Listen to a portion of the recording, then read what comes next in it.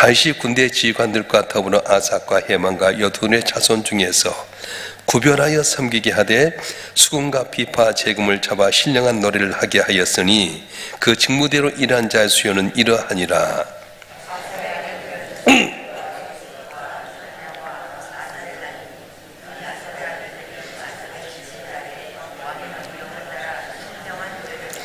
여두둔에게 이르러서는 그의 아들들 그달리아와 스리와 여사야와 시므이와 하사랴와 마띠디아와 6사람이니 그의 아버지 여두둔의 지휘 아래 수금을 잡아 신령한 노래를 하며 여호와께 감사하며 찬양하며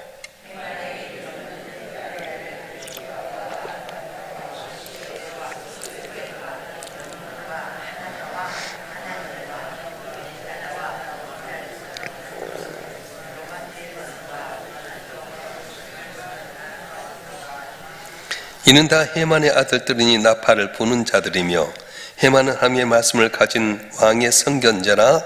하나님이 헤만에게 14 아들들과 3 딸을 주셨더라.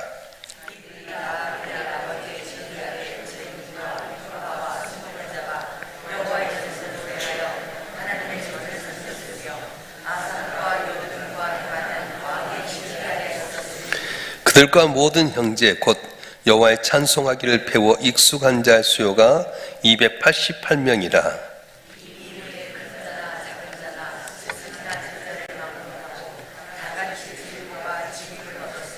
첫째로 제비 뽑힌 자는 아삽의 아들 중 요셉이요 둘째는 그달리아니 그와 그의 형제들과 아들들 12명이요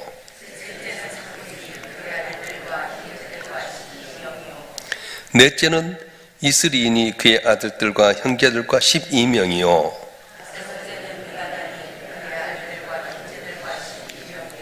여섯째는 부기야인이 그의 아들들과 형제들과 12명이요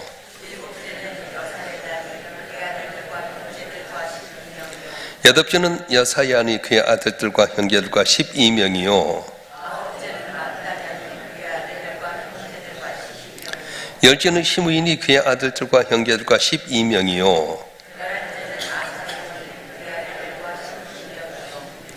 열두째는 하사랴니 그의 아들들과 형제들과 12명이요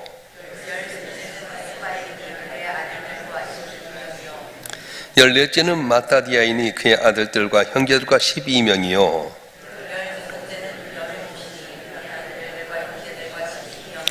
열여섯째는 하나니니 그의 아들들과 형제들과 12명이요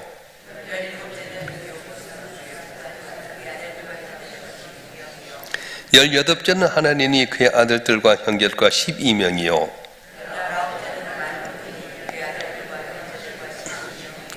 스무째는 엘리아다이니 그의 아들들과 형제들과 12명이요 스물둘째는 갓달디니 그의 아들들과 형제들과 12명이요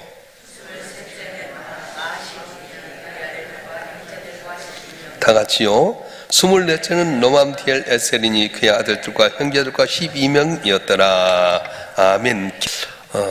오늘 본문의 말씀에 보게 되면 크게 1절부터 7절까지는 찬양대 사람들에 대해서 언급하고 있고요 나머지는 이제 찬양대 조직에 대해서 이렇게 이야기를 하게 됩니다. 자, 하나님께서 다윗을 통해서 이렇게 레위 후손들 가운데 게르손과 그앗과 무랄이라고 하는 아들들이 있는데 그앗이랑 둘째 아들의 가운데서 특별히 이제 이 제사장 모세와 또 아론의 가정을 통해서 대제사장 역할을 감당하게 합니다. 그리고 나머지 이제 이 아론의 가문을 빼놓고 나서 나머지가 다윗을 섬기게 하는데 지난 시간까지는 이제 제사장의 가문에 대해서 어떻게 보면은 메뉴를 정했다고 한다면 오늘 찬양대에서 메뉴를 정하게 됩니다. 먼저 한번 읽어볼까요? 역대상 16장 37절 말씀 한번 읽어보겠습니다. 시작. 다윗이 아삭과 그의 형제를 여호와의 언약궤 앞에 있게 하며 항상 그 앞에서 섬기게 하되 날마다 그 일대로 하게 하였고 그래서 다시 아삭과 그의 형제들을 여호와 언약궤 앞에서 섬기게 만들었습니다. 역대상 16장 42절 말씀 한번 읽어볼까요? 시작. 또 그들과 함께 해만과 여두눈을 세워 나팔과 재금들과 하나님을 찬송한 악기로 소리를 크게 내게 하였고 또 여두눈의 아들들에게 문을 지키게 하였더라. 아멘. 그래서 아삭과 해만과 여두눈이라고 하는 사람을 세워서 찬양을 하게 만듭니다. 이제 찬양을 하게 될 때 특성이 뭐냐면은 이 오늘 본문에 나오는 아삭과 해만과 여두둔이라고 하는 이 아들들이 각각 게르손과 그앗과 무라리 후손들이에요. 그러니까 이 레위 후손 가운데 골고루 해서 나오게 만들었어요. 그래서 누구도 위도 아래도 없게끔 평등하게 만듭니다. 그리고 이것을 해서 할 때 제비를 뽑게끔 만들었어요. 그러니까 여러분, 우리가 찬양대 할 때 뭐 시온 찬양대 메인이고 평화는 2부고 이런 것이 아니라 찬양, 거룩한 찬양대 하나님께서 뽑게끔 만들었어요. 제비를 뽑아서 돌아가게 만들었습니다. 그래서 오늘 288명 12명씩에서 24개가 이렇게 나가게 되는데 288명의 찬양대를 만들어서 익숙한 사람들을 했다고 하는 겁니다. 한번 읽어볼까요? 우리 7절 말씀 한번 읽어보겠습니다. 역대상 26장 7절 말씀, 7절과 8절 말씀 한번 읽어볼까요? 시작. 그들과 모든 형제 곧 여호와 찬송하기를 배워 익숙한 자의 수요가 288명이라 이 무리에 큰 자나 작은 자나 스승이나 제자를 막론하고 다 같이 제비 뽑아 직임을 얻었으니. 아멘. 훈련을 받아 익숙한 자를 288명이 했어요. 그러니까 게르손과 그앗과 무라리 후손 가운데서 찬양대를 갖고 됐는데 오늘 본문에 나온 것처럼 아삭과 해만과 여두눈의 자녀들 가운데 뽑긴 뽑았지만 뽑아갖고 익숙한 자 288명이라는 거예요. 아무나 찬양할 수 있습니다. 근데 찬양을 하게 될 때 익숙한 자로 하여금 찬양을 하게끔 만들었어요. 그래서 준비하지 않고 찬양 쓰면 안 됩니다. 물론 다윗은 찬양에 대해서 아주 놀라운 능력을 체험했던 사람입니다. 어떤 경우냐면은 사울왕이 귀신 들렸을 때 다윗이 그 앞에서 찬양을 함으로 말미암아 수금을 타고 찬양을 함으로 말미암아 귀신이 물러갔어요. 또 성막에 이제 법궤를 가져오면서 처음에 가져올 때 너무 놀랬잖아요. 근데 그때 많은 찬양대를 조직해가지고 이 법궤를 예루살렘 성으로 옮기는 그런 과정을 보게 되면 다윗은 찬양의 귀함을 알았다. 목동 때부터 시작해서 그가 이제 왕이 될 때까지 항상 하나님을 찬양한 데에 전력을 다했고요. 다윗이 쓴 시편만에 73편이라고 하는 73편의 시편을 지었습니다. 항상 다윗은 찬양이었어요. 여러분, 그래서 찬양이란 뭡니까? 구별된 사람들의 찬양입니다. 구별됐다. 우리가 함께 찬양하는 거 구별된 겁니다. 세속과 구별되어 있어요. 세상 사람들이 부르는 노래와는 전혀 다릅니다. 그래서 영감 있는 신령한 노래라고 하는 건 뭐냐면 하나님부터 영감을 받아서 지어진 찬송. 그래서 우리가 찬송을 부를 때나 이런 것은 그냥 지어진 것이 아니라 영감을 받아서 지어진 그 찬송을 우리가 찬송하게 되는데 찬송 가운데 임하신 주님을 찬양 가운데 체험하게 되는 거예요. 할렐루야.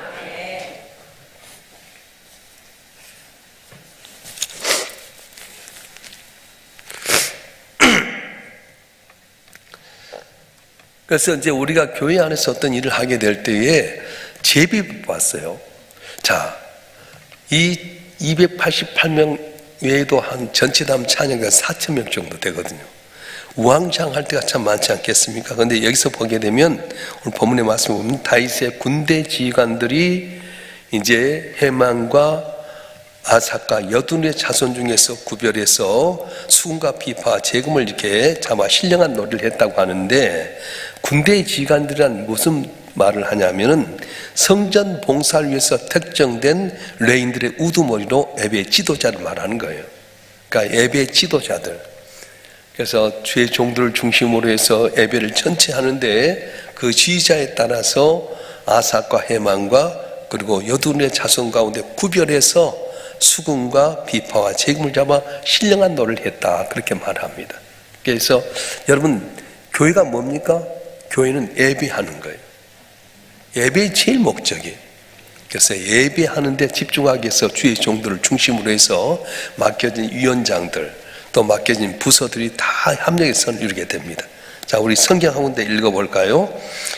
로마서 12장 4절과 5절 말씀 한번 보겠습니다. 로마서 12장 4절부터 5절의 말씀 시작. 우리가 한 몸에 많은 지체를 가졌으나 모든 지체가 같은 기능을 가진 것이 아니니 이와 같이 우리 많은 사람이 그리스도 안에서 한 몸이 되어 서로 지체가 되었느니라. 아멘. 교회는 이렇게 한 몸의 지체가 뭔 것 같아요. 손은 손의 역할, 발은 발의 역할, 입은 입의 역할, 눈은 눈의 역할 하듯이 각각 다른 사람들이 모아서 그 달란트를 모아가지고 하나님의 영광을 나타내기 위해서 모인 것이 바로 교회라고 하는 거예요. 할렐루야. 그래서 누구는 귀하고 누구는 약하다. 제가 전에도 한번 말씀했습니다만 서울에 있는 우리 노예 안에 큰 교회 가운데 이제 단임 목사가 없어서 임시 당의장으로 제가 가서 있는데 다툼이 있는 거예요. 나를 왜 예배위원회 안 여놓냐. 예배위원회에 서게 달라. 예배위원회 앞자리 쓰잖아. 그 교회는 장로를 투표하게 되면 1, 2, 3부를 다 뽑아요. 1, 2, 3부 예배를 다 하다 보니까 얼굴 알아야 되잖아요. 장로가 안 나와. 뭐가 해야 되냐? 예배위원회 하면은 장로가 돼.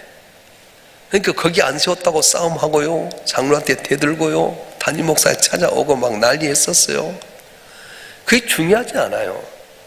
우리에게 주어진 것 가운데서 각각의 달란트를 갖고 잘 해야 되는데 특별히 성가대원을 해야지 또 장로가 될 수 있어요. 왜냐? 성가대원 얼굴이 이렇게 있고 수가 많잖아. 그러니까 남이 이렇게 알아주는 자리에 있어서 교회에 큰 직분을 맡는다? 그게 중요치 않아요. 제일 중요한 것은 하나님께 내게 베푼 귀한 은혜를 가지고 받은 은혜에 감사해서 마음과 뜻과 정성을 다 섬기게 되면 주께 그를 기뻐하시고 복을 준다고 말씀하신 거예요. 할렐루야. 교회는 은혜 받으러 나온 것이 아니라 받은 은혜에 감사하기 위해서 나온 것이 바로 교회라고 하는 겁니다. 예배가 바로 그렇습니다. 은혜 받기 위해서 나온 것이 아니라 주님께서 나 같은 죄인을 살리신 그 은혜에 감사해서 마음과 뜻과 정성을 다해서 찬양하고 기도하고 예물을 드리고 이렇게 올리게 되면 하나님께 주신 것 두 가지가 있는데 말씀과 축복 기도라고 하는 거예요. 그래서 여러분이 교회 나와서 설교만 듣고 바로 가면 그건 다 예배 드린 것 아니에요. 마지막 축복 기도까지 다 받아야 돼. 어떤 사람 축도할 때 목사님 안 보려고 바로 나가는데 결코 좋은 습관이 아니에요. 예배는 온전히 하나님께 드려진 거고 하나님께는 받기만 한 것이 아니라 또 내려다 주신 거예요. 할렐루야. 이 원리를 모르니까 그냥 이렇게 구경하듯이 여러분 TV로 이렇게 설교 들을 수 있어요. 유튜브로 설교 들어요. 이건 예배가 아니야. 예배는 드린 것과 내린 것이 있다고 말씀하는 거예요. 찬양을 드리고 기도를 드리고 예물을 드리면 하나님께서 말씀을 통해 내려주시고 축복 기도를 통해서 복을 받게 하는 완전한 것인데 이게 빠지면 안 되잖아요. 우리가 이제 예수님의 비유 가운데서 한 여자분이 남편이 주었던 그 액세서리가 있어서 사랑의 표현으로 들었는데 그 가운데 하나가 떨어지게 되면 이걸 찾기 위해 노력하는 겁니다. 왜냐? 9개만 갖고는 안전하지 못해. 마지막 하나까지 다 있어야 되는데 이걸 찾기 위해서 불을 켜고 찾으면 더 많은 잔치를 한 이유가 뭐냐면 돈의 가치가 중요한 것이 아니라 이게 상징감이 크다고 하는 겁니다. 그러니까 여러분 교회 나와서 일찍 와서 예배드려요. 꼭 늦게 오는 분들 계셔요. 습관적으로 늦게 와서 뒤잘 앉았다가 빨리 가는 분이 계신데 이건 예배가 아니야. 하나님께서 베푸신 귀한 은혜를 기억하고 마음과 뜻과 정성을 다해서 나 같은 죄인 살리신 죄의 은혜에 감사해서 나 같은 죄인이 용서함 받아 주 앞에 기쓰임 받는 것은 확실히 믿기는 어린 양 예수의 그 피로 속죄함 얻음이라. 너무 감사하잖아요. 그래서 주님 앞에 설 때마다 감격이 있고 눈물이 있게 되고 주의 종을 통해서 하나님 이런 하나님이다. 두려워하지 말아라. 놀라지 말아라. 내가 너와 함께 하겠다. 도와주겠다 하면 감격하고 감사하고 그 약속 믿고 살아가는 겁니다. 그래서 주님께서는 약속, 구약과 신약이 뭐냐면 구약은 메시아가 올 거라고 하는 기다렸어요. 신약은 뭡니까? 그 오실 메시아가 오셨고 우리 위해서 십자가에 못 박혀 죽으셨다가 살아나셨고 승천하셔서 다시 오실 것 기다리는 것이 바로 신약이에요. 할렐루야. 예수님 다시 오실 줄 믿습니다. 그래서 우리의 종말은 두 가지 종말인데 개인적인 종말과 지구의 종말이 있어요. 내가 이 땅에 살다가 생명이 끝나면 우리 인생이 70이고 강건하면 80인데 내 생명이 끝나면 주 앞에 설 때가 있게 되고요. 또 마지막 때가 돼서 지금 재림하실 때는 모든 죽어있는 자 다 살아나서 주의 앞에서 백보자 심판을 받게 된다고 말씀하셨어요. 그래서 우리가 지금 살아가도 끝이 있다는 걸 알게 되면 언제나 감사하고 감격하게 되고 찬양하게 되는데 그걸 몰라요. 요즘은 이제 그렇지 않습니다. 예전에 우리 교회 큰 버스가 있을 때 구역장들과 또 이렇게 이제 바람을 쐬러 가면 노래하러 가면 전제가 그래요. 찬송 빼놓고. 왜 찬송 빼놓고 노래를 하자 하지? 아니 노래 부르려면 찬송 빼놓고 노래하잖아요. 그게 좋은 건가? 노래방 가서 노래 부르던 걸로 흔들고 이렇게 하는 게 좋은 건가? 그래야 흥이 나는 건가? 진짜 좋은 것은 신령과 진정으로 만들어진 이 찬양을 통해서 하나님께 영광으로 다 찬양하면 좋을 텐데 그러지 못했어요. 전제가 찬송은 빼놓고 근데 내가 속으로 아직 멀었어. 나오면 우린 찔리면 찬양해야 되잖아. 누르기만 하면 우리 입에서 주의 은혜에 감사하고 찬양하고 할렐루야. 그래서 다윗은 이걸 알았어요. 찬송의 능력을 알았어요. 찬양할 때 귀신이 물러가게 되고요, 주님이 벗개를 옮길 때 찬양 들어가고 찬양할 때 주께서 기뻐하시고. 그래서 다윗은 자기가 죽고 난 다음에 자기 아들 솔로몬이 성전을 짓지만 외형적인 성전도 중요하지만은 성전 안에서 예배를 드리는데 할 수 있는 메뉴를 정하게 됩니다.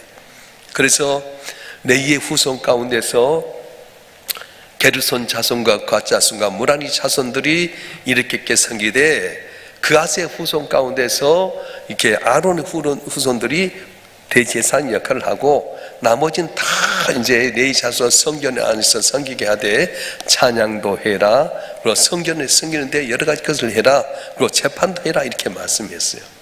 오늘 본문의 말씀 가운데 보면 아삽과 또 누구죠? 해만과 여두눌의 자녀들, 이들도 게르손과 그압과 무라리의 후손 가운데 골고루 나눴어요. 각각 나눠가지고 제비를 뽑아서 성전에 섬기게 만들. 누구도 위도 아래도 없다는 거예요.